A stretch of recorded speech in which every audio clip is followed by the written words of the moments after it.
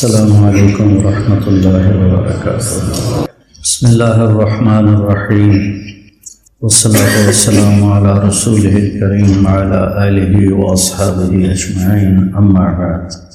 انسان پیدائشی طور پر جاہل ہے۔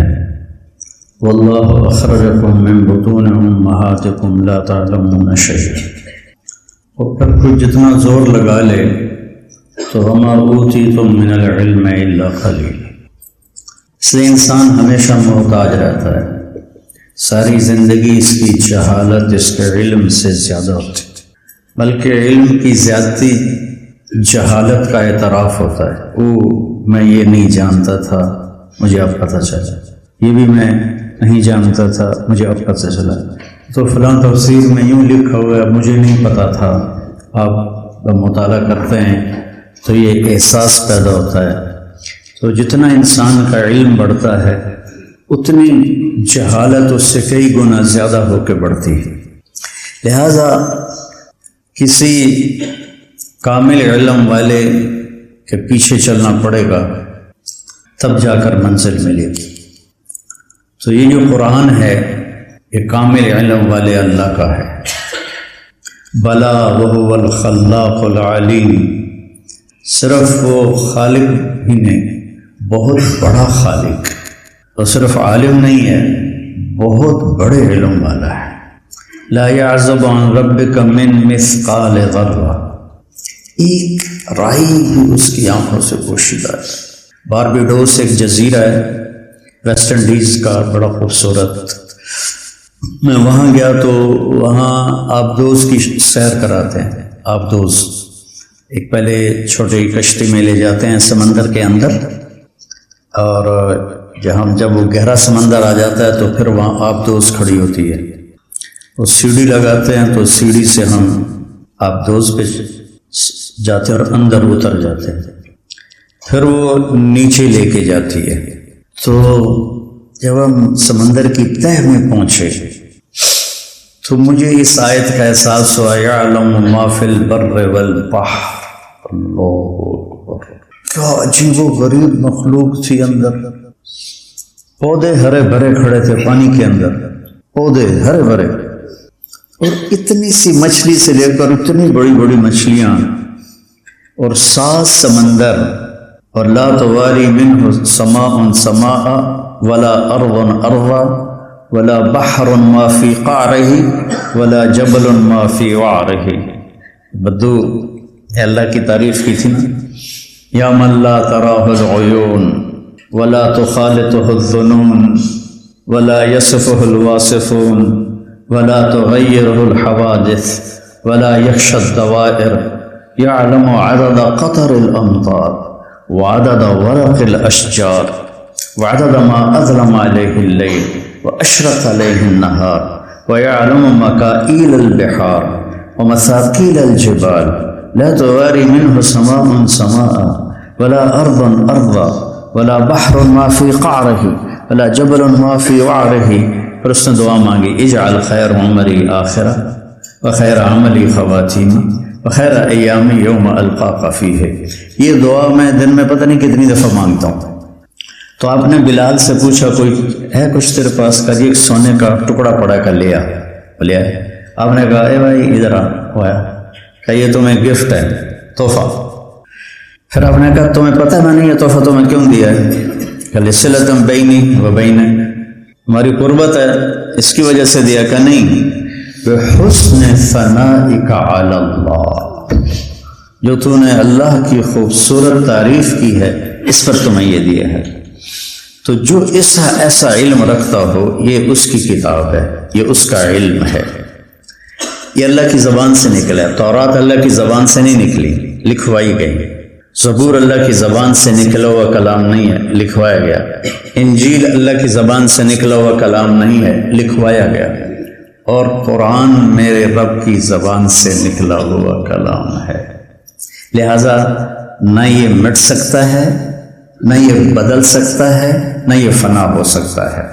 تورات چونکہ کتابیں تھیں مٹ گئیں، بدل گئیں، زبور کا نشان مٹ گیا، تورات کے چند اوراق ہیں، وہ بھی پتہ نہیں صحیح ہے کہ غلط۔ انجیل بائبل کا اصل نسخہ ہی کوئی نہیں ہے، سب ترجمے ہیں، لیکن یہ جو اللہ کا کلام ہے نہ مٹ سکتا۔ لا تبدیل لکلمات اللہ، یہ نہیں بدلے گا ہرگز۔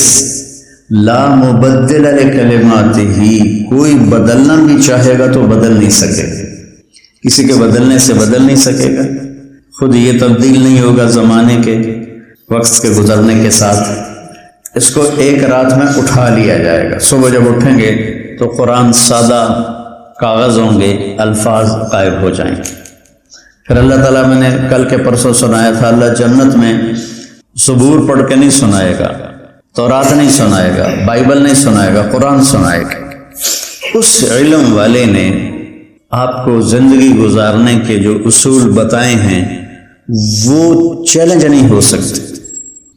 میں کسی آیت کی تشریح بھی کروں تو تشریح کو چیلنج کیا جا سکتا ہے کہ نہیں استاد جی آپ ایسے نہیں ہے، کتاب میں تو یوں لکھا ہوا ہے، آپ سے غلطی ہو رہی، بالکل، لیکن یہ جو الفاظ لکھے پڑے ہیں اس کو چیلنج نہیں ہو سکتا ہے۔ تو ایک اچھا انسان کیسا ہوتا ہے، ایک اچھے انسان کی کیا صفات ہے کہ وہ لوگوں میں بھی محبوب ہو، اللہ کا بھی محبوب ہو۔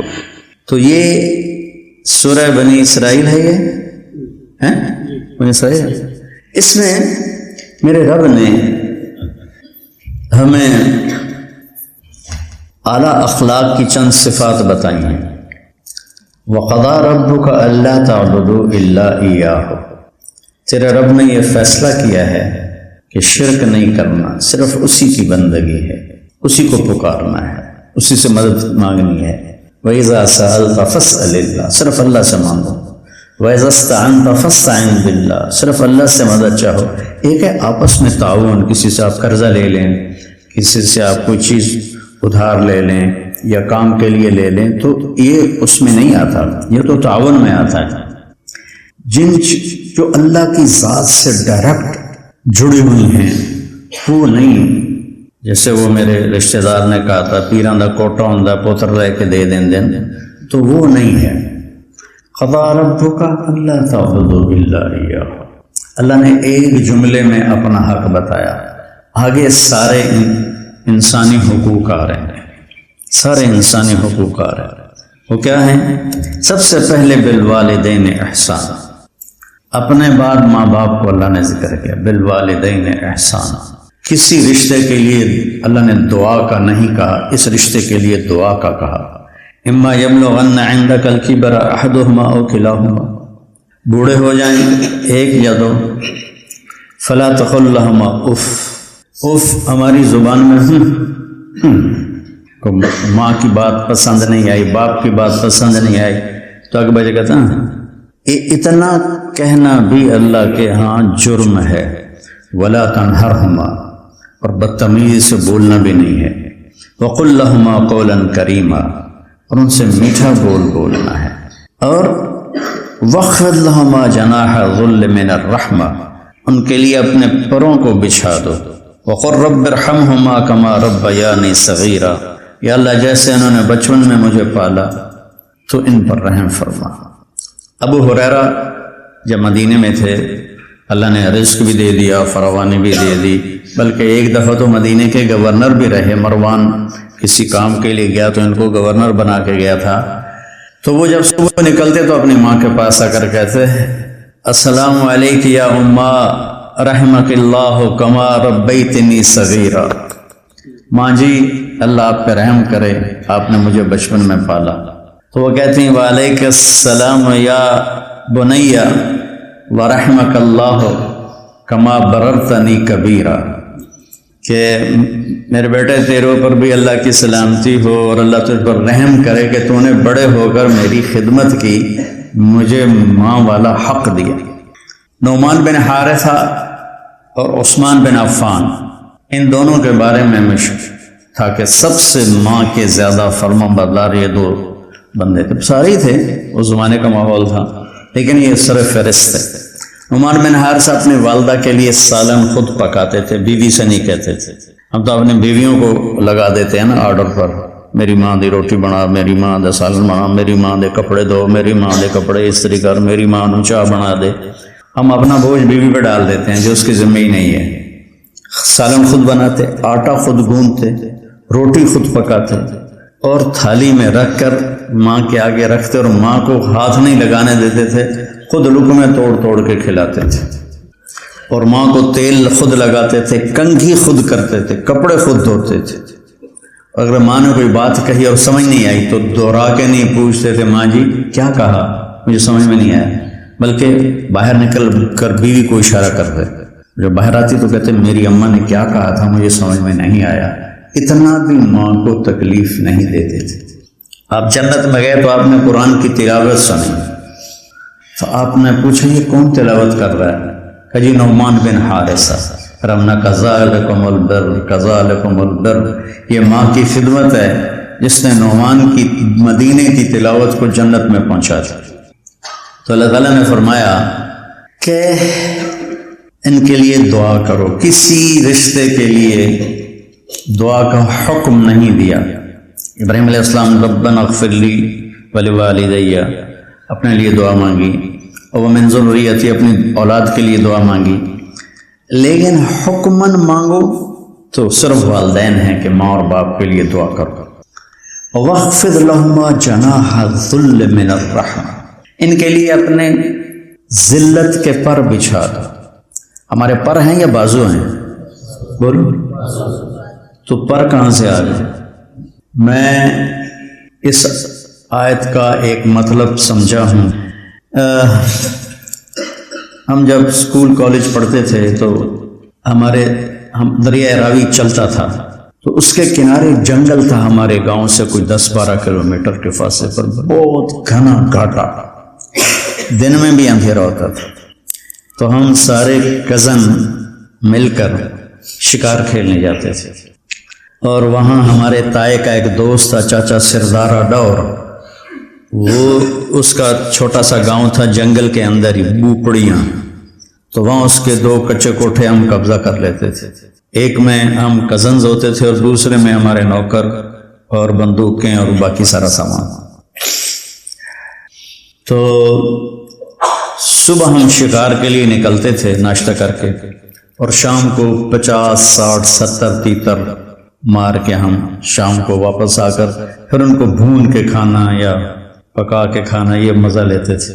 تو جنگل میں چلتے چلتے کہیں کھلی جگہ آ جاتی تھی، اور جب بھوک لگتی تھی دوپہر کو تو جنگل میں ایک خود رو مٹر ہوتا، یہ مٹر نہیں آپ کھاتے سبزی، وہ چھوٹے دانے ہوتے تھے، مٹری اس کو کہتے تھے، تو ہم وہ اکھاڑ لیتے اور یہاں رکھ لیتے، اور اس کی وہ سے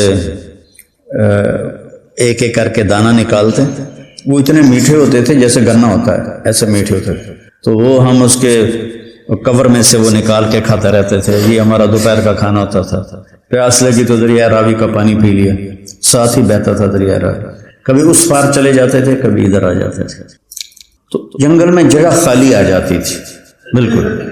تو چاچا سردارا جو تھا رحمت اللہ علیہ، اس کو تیتری کی آواز نکالنا آتی تھی۔ ہر انسا جو ہے نا وہ اپنے ذکر کے لیے فتنہ ہی ہے، تو وہ اس کھلی جگہ میں نا جھاڑیوں کے شاخیں کاٹ کے نا ایک کونے میں چھپ کے بیٹھ جاتا، سامنے لگتا جیسے کوئی چھوٹا درخت، اس کے پیچھے چھپ کے تو وہ تیتری کی آواز نکالتا۔ یہ مجھے اب تک یاد ہے۔ تھوڑی دیر میں عاشق زار مجنوں دیوانے لیلا کے دیوانے نکلتے،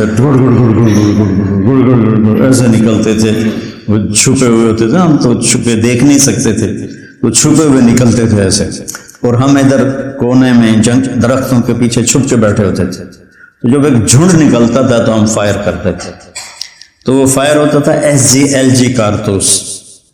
LG میں چھرے ہوتے تھے چھوٹے چھوٹے، جیسے یہ چھروں والی بندوق ہوتی ہے، اور SG میں موٹے چھرے ہوتے تھے۔ وہ جب سور کا شکار کرنا ہوتا تھا تو اس سے فائر کرتے تھے، اور جب تیتر کا شکار کرنا ہوتا تھا تو LG سے فائر کرتے تھے۔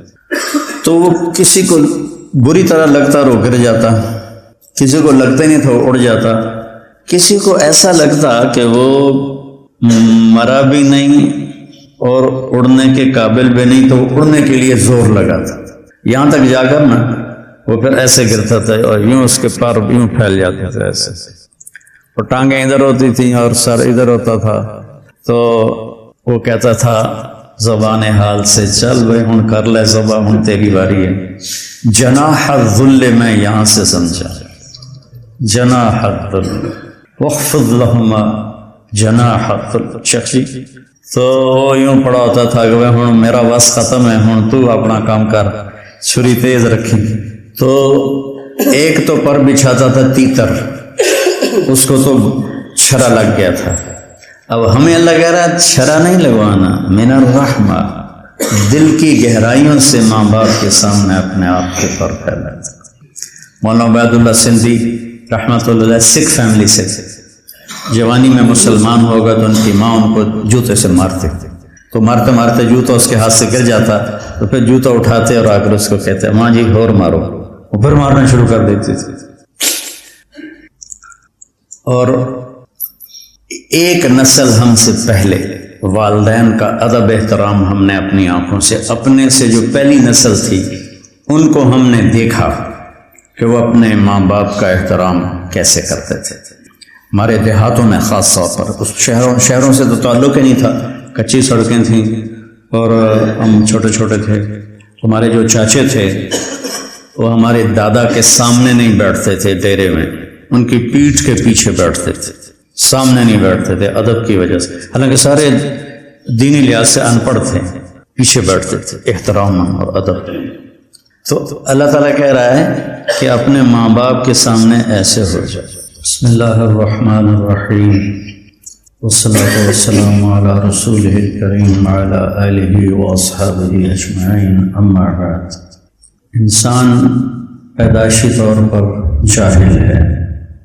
واللہ اخرجکم من بطون امہاتکم لا تعلمون شیئا. اور پھر کوئی جتنا زور لگا لے تو وما اوتیتم من العلم الا قلیل. اس لیے انسان ہمیشہ محتاج رہتا ہے، ساری زندگی اس کی جہالت اس کے علم سے زیادہ ہوتی، بلکہ علم کی زیادتی جہالت کا اعتراف ہوتا ہے. میں یہ نہیں جانتا تھا، مجھے اب پتہ چلا، یہ بھی میں نہیں جانتا تھا، مجھے اب پتہ چلا. تو فلاں تفسیر میں یوں لکھا ہوا ہے، مجھے نہیں پتہ تھا. آپ مطالعہ کرتے ہیں تو یہ احساس پیدا ہوتا ہے. تو جتنا انسان کا علم بڑھتا ہے اتنی جہالت اس سے کئی گنا زیادہ ہو کے بڑھتی ہے. لہذا کسی کامل علم والے کے پیچھے چلنا پڑے گا تب جا کر منزل ملے گی. تو یہ جو قرآن ہے یہ کامل علم والے اللہ کا ہے.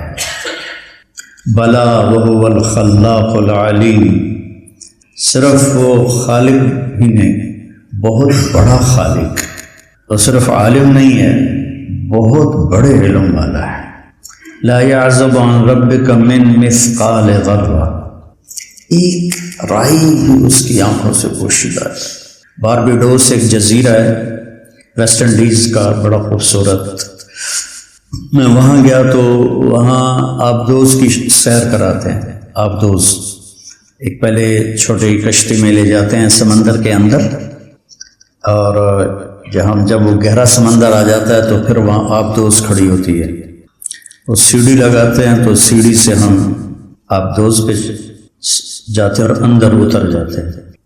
پھر وہ نیچے لے کے جاتی ہے. تو جب ہم سمندر کی تہہ میں پہنچے تو مجھے اس آیت کا احساس ہوا، یعلم ما فی البر والبحر. اللہ اکبر، کیا عجیب و غریب مخلوق تھی. اندر پودے ہرے بھرے کھڑے تھے پانی کے اندر، پودے ہرے بھرے، اور اتنی سی مچھلی سے لے کر اتنی بڑی بڑی مچھلیاں، اور سات سمندر، اور لا تواری منہ سماء سماء ولا ارض ارضا ولا بحر ما فی قعرہ ولا جبل ما فی وعرہ. بدو اللہ کی تعریف کی تھی نا، یا من لا تراہ العیون ولا تخالطہ الظنون ولا یصفہ الواصفون ولا تغیرہ الحوادث ولا یخشى الدوائر یعلم عدد قطر الامطار وعدد ورق الأشجار وعدد ما أظلم عليه الليل وأشرق عليه النهار ويعلم مكائيل البحار ومثاقيل الجبال لا تواري منه سماء سماء ولا أرض أرضا ولا بحر ما في قعره ولا جبل ما في وعره. پھر اس نے دعا مانگی اجعل خیر عمری آخرہ وخیر عملی خواتین وخیر ایامی یوم القاک فیہ. یہ دعا میں دن میں پتہ نہیں کتنی دفعہ مانگتا ہوں. تو آپ نے بلال سے پوچھا کوئی ہے کچھ تیرے پاس؟ کا ایک سونے کا ٹکڑا پڑا کر لیا. بولے آپ نے کہا اے بھائی ادھر آیا کہ یہ تمہیں گفٹ ہے، تحفہ. پھر آپ نے کہا تمہیں پتہ میں نے یہ تحفہ تمہیں کیوں دیا ہے؟ کہ لصلۃ بینی و بینک، ہماری قربت ہے اس کی وجہ سے دیا. کہ نہیں، بحسن ثنائک علی اللہ، جو تو نے اللہ کی خوبصورت تعریف کی ہے اس پر تمہیں یہ دیا ہے. تو جو ایسا علم رکھتا ہو یہ اس کی کتاب ہے، یہ اس کا علم ہے. یہ اللہ کی زبان سے نکلا ہے. تورات اللہ کی زبان سے نہیں نکلی، لکھوائی گئی. زبور اللہ کی زبان سے نکلا ہوا کلام نہیں ہے، لکھوایا گیا. انجیل اللہ کی زبان سے نکلا ہوا کلام نہیں ہے، لکھوایا گیا. اور قرآن میرے رب کی زبان سے نکلا ہوا کلام ہے. لہذا نہ یہ مٹ سکتا ہے، نہ یہ بدل سکتا ہے، نہ یہ فنا ہو سکتا ہے. تورات چونکہ کتابیں تھیں مٹ گئیں، بدل گئیں. زبور کا نشان مٹ گیا. تورات کے چند اوراق ہیں، وہ بھی پتہ نہیں صحیح ہے کہ غلط. انجیل بائبل کا اصل نسخہ ہی کوئی نہیں ہے، سب ترجمے ہیں. لیکن یہ جو اللہ کا کلام ہے نہ مٹ سکتا. لا تبدیل لکلمات اللہ، یہ نہیں بدلے گا ہرگز. لا مبدل لکلماتہ، کوئی بدلنا بھی چاہے گا تو بدل نہیں سکے گا. کسی کے بدلنے سے بدل نہیں سکے گا. خود یہ تبدیل نہیں ہوگا زمانے کے وقت کے گزرنے کے ساتھ. اس کو ایک رات میں اٹھا لیا جائے گا. صبح جب اٹھیں گے تو قرآن سادہ کاغذ ہوں گے، الفاظ غائب ہو جائیں گے.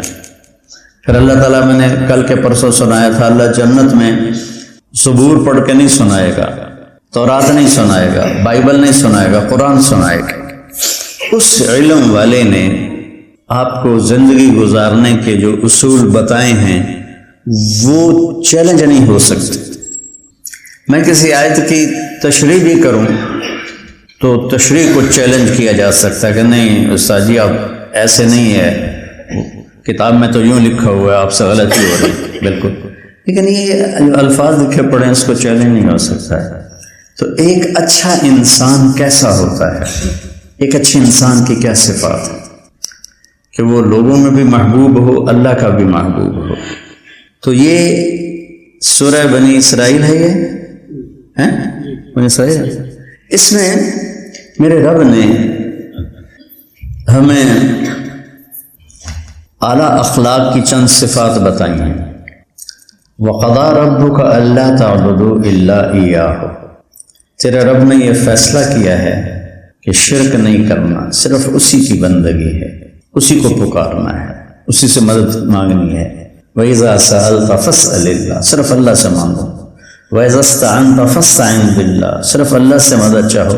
ایک ہے آپس میں تعاون، کسی سے آپ قرضہ لے لیں، کسی سے آپ کوئی چیز ادھار لے لیں یا کام کے لیے لے لیں، تو یہ اس میں نہیں آتا، یہ تو تعاون میں آتا ہے. جو اللہ کی ذات سے ڈائریکٹ جڑی ہوئی ہیں وہ نہیں. جیسے وہ میرے رشتہ دار نے کہا تھا پیراں دا کوٹا ہوندا پوتر لے کے دے دیں، تو وہ نہیں ہے. قضا ربک الا تعبدوا الا اياه، اللہ نے ایک جملے میں اپنا حق بتایا. آگے سارے انسانی حقوق آ رہے ہیں، سارے انسانی حقوق آ رہے ہیں. وہ کیا ہیں؟ سب سے پہلے بالوالدین احسان، اپنے بعد ماں باپ کو اللہ نے ذکر کیا. بالوالدین احسان، کسی رشتے کے لیے اللہ نے دعا کا نہیں کہا، اس رشتے کے لیے دعا کا کہا. اما یبلغن عندک الکبر احدہما او کلاہما، بوڑھے ہو جائیں ایک یا دو. فلا تقل لہما اف، اف ہماری زبان میں ماں کی بات پسند نہیں آئی، باپ کی بات پسند نہیں آئی تو اکبر جی کہتا اتنا کہنا بھی اللہ کے ہاں جرم ہے. ولا تنہرہما، اور بدتمیزی سے بولنا بھی نہیں ہے. وقل لہما قولا کریما، اور ان سے میٹھا بولنا ہے. اور وخفض لہما جناح الذل من الرحمہ، ان کے لیے اپنے پروں کو بچھا دو. وقل رب ارحمہما کما ربیانی صغیرا، یا اللہ جیسے انہوں نے بچپن میں مجھے پالا تو ان پر رحم فرما. ابو ہریرہ جب مدینے میں تھے اللہ نے رزق بھی دے دیا، فراوانی بھی دے دی، بلکہ ایک دفعہ تو مدینے کے گورنر بھی رہے. مروان کسی کام کے لیے گیا تو ان کو گورنر بنا کے گیا تھا. تو وہ جب صبح نکلتے تو اپنی ماں کے پاس آ کر کہتے السلام علیک یا اماں رحمک اللہ کما ربیتنی صغیرا، ماں جی اللہ آپ پہ رحم کرے، آپ نے مجھے بچپن میں پالا. تو وہ کہتے ہیں وعلیک السلام یا بنیا ورحمک اللہ کما بررتنی کبیرا، کہ میرے بیٹے تیرے اوپر بھی اللہ کی سلامتی ہو اور اللہ تجھ پر رحم کرے کہ تو نے بڑے ہو کر میری خدمت کی، مجھے ماں والا حق دیا. نعمان بن حارثہ اور عثمان بن عفان، ان دونوں کے بارے میں مشہور تھا کہ سب سے ماں کے زیادہ فرما بردار یہ دو بندے تھے. سارے ہی تھے، اس زمانے کا ماحول تھا، لیکن یہ سر فہرست تھے. نعمان بن حارثہ اپنی والدہ کے لیے سالن خود پکاتے تھے، بیوی سے نہیں کہتے تھے. ہم تو اپنی بیویوں کو لگا دیتے ہیں نا آرڈر پر، میری ماں دی روٹی بنا، میری ماں دے سالن بنا، میری ماں دے کپڑے دھو، میری ماں دے کپڑے استری کر، میری ماں نو چاہ بنا دے. ہم اپنا بوجھ بیوی پہ ڈال دیتے ہیں جو اس کی ذمہ ہی نہیں ہے. سالن خود بناتے، آٹا خود گوندتے، روٹی خود پکاتے، اور تھالی میں رکھ کر ماں کے آگے رکھتے اور ماں کو ہاتھ نہیں لگانے دیتے تھے، خود لقمے توڑ توڑ کے کھلاتے تھے. اور ماں کو تیل خود لگاتے تھے، کنگھی خود کرتے تھے، کپڑے خود دھوتے تھے. اگر ماں نے کوئی بات کہی اور سمجھ نہیں آئی تو دوہرا کے نہیں پوچھتے تھے ماں جی کیا کہا، مجھے سمجھ میں نہیں آیا، بلکہ باہر نکل کر بیوی کو اشارہ کرتے. جب باہر آتی تو کہتے میری اماں نے کیا کہا تھا مجھے سمجھ میں نہیں آیا. اتنا بھی ماں کو تکلیف نہیں دیتے تھے. آپ جنت میں گئے تو آپ نے قرآن کی تلاوت سنی، تو آپ نے پوچھا یہ کون تلاوت کر رہا ہے؟ کہ جی نعمان بن حارثہ. رمنا کذالکم البر کذالکم البر، یہ ماں کی خدمت ہے جس نے نعمان کی مدینے کی تلاوت کو جنت میں پہنچا دی. تو اللہ تعالیٰ نے فرمایا کہ ان کے لیے دعا کرو. کسی رشتے کے لیے دعا کا حکم نہیں دیا. ابراہیم علیہ السلام ربنا اغفر لی ولوالدی، اپنے لیے دعا مانگی، اور ومن ذریتی، اپنی اولاد کے لیے دعا مانگی. لیکن حکماً مانگو تو صرف والدین ہیں کہ ماں اور باپ کے لیے دعا کرو. وَاخْفِضْ لَهُمَا جَنَاحَ الذُّلِّ مِنَ الرَّحْمَةِ، ان کے لیے اپنے ذلت کے پر بچھا دو. ہمارے پر ہیں یا بازو ہیں؟ بولو تو پر کہاں سے آ گئے؟ میں اس آیت کا ایک مطلب سمجھا ہوں. ہم جب اسکول کالج پڑھتے تھے تو ہم دریائے راوی چلتا تھا تو اس کے کنارے جنگل تھا ہمارے گاؤں سے کوئی 10-12 کلومیٹر کے فاصلے پر، بہت گھنا گھاٹا، دن میں بھی اندھیرا ہوتا تھا. تو ہم سارے کزن مل کر شکار کھیلنے جاتے تھے. اور وہاں ہمارے تائے کا ایک دوست تھا چاچا سردارہ ڈور، وہ اس کا چھوٹا سا گاؤں تھا جنگل کے اندر ہی، بوپڑیاں. تو وہاں اس کے 2 کچے کوٹھے ہم قبضہ کر لیتے تھے. ایک میں ہم کزنز ہوتے تھے اور دوسرے میں ہمارے نوکر اور بندوقیں اور باقی سارا سامان. تو صبح ہم شکار کے لیے نکلتے تھے ناشتہ کر کے، اور شام کو 50 60 70 تیتر مار کے ہم شام کو واپس آ کر پھر ان کو بھون کے کھانا یا پکا کے کھانا، یہ مزہ لیتے تھے. تو جنگل میں چلتے چلتے کہیں کھلی جگہ آ جاتی تھی. جب بھوک لگتی تھی دوپہر کو تو جنگل میں ایک خود رو مٹر ہوتا، یہ مٹر نہیں آپ کھاتے سبزی، وہ چھوٹے دانے ہوتے تھے، مٹری اس کو کہتے تھے. تو ہم وہ اکھاڑ لیتے اور یہاں رکھ لیتے، اور اس کی وہ سے ایک ایک کر کے دانہ نکالتے. وہ اتنے میٹھے ہوتے تھے جیسے گنا ہوتا ہے، ایسے میٹھے ہوتے تھے. تو وہ ہم اس کے اور کور میں سے وہ نکال کے کھاتے رہتے تھے. یہ ہمارا دوپہر کا کھانا ہوتا تھا. پیاس لگی تو دریا راوی کا پانی پی لیا، ساتھ ہی بہتا تھا دریا راوی. کبھی اس پار چلے جاتے تھے، کبھی ادھر آ جاتے تھے. تو جنگل میں جگہ خالی آ جاتی تھی بالکل. تو چاچا سردارہ جو تھا رحمت اللہ علیہ، اس کو تیتری کی آواز نکالنا آتی تھی. ہر انسا جو ہے نا وہ اپنے ذکر کے لیے فتنہ ہی ہے. تو وہ اس کھلی جگہ میں نا